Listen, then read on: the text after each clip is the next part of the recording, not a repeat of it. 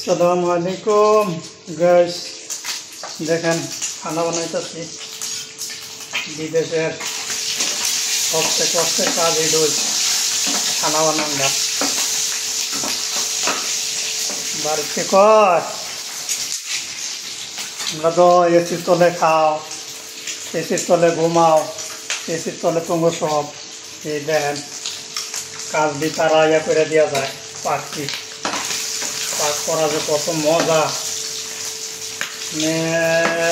শাকটা খাইলে শরীরটা এমন লাগে কোনটা কয় দিতে খাইরা দেড়শো চলে যাইতাম।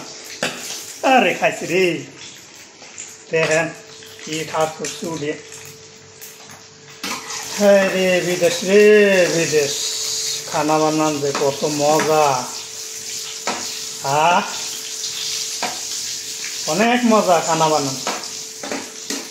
কাজ 1 ঘন্টা বাদ বেশি ভালো লাগে খানা।